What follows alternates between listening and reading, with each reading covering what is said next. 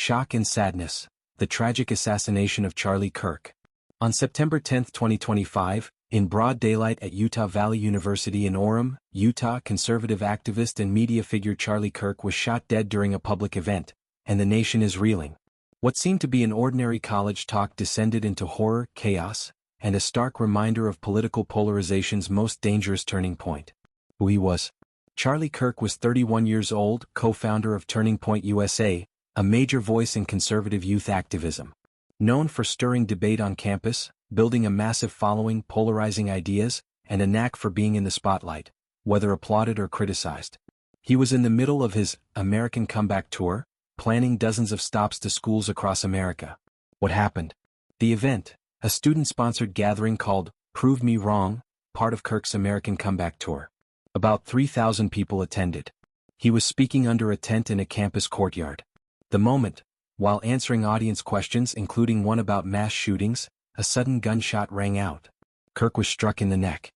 Witnesses described blood immediately pouring as panic swept through the crowd.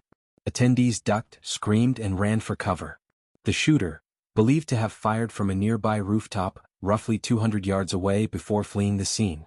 Aftermath and investigation. Kirk was rushed to the hospital but could not be saved. He died from his wound later that day. Investigators recovered a high-powered bolt-action rifle in a wooded area near campus. They are analyzing palm prints, footprints, and other forensic evidence.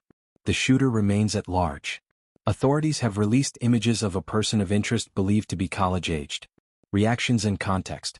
Utah's governor called it a political assassination, warning of the dangers of escalating political hatred.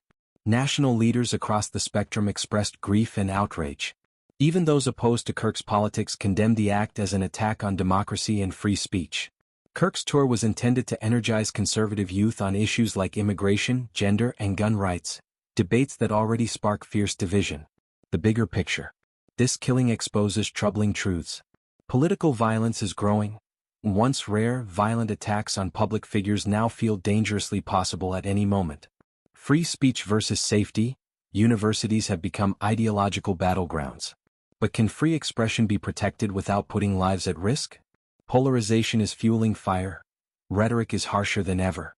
Anger and dehumanization in public debate can embolden those willing to cross the line. Institutions under pressure. Questions are being raised. Was security sufficient? Could this have been prevented? Who bears responsibility? What's next?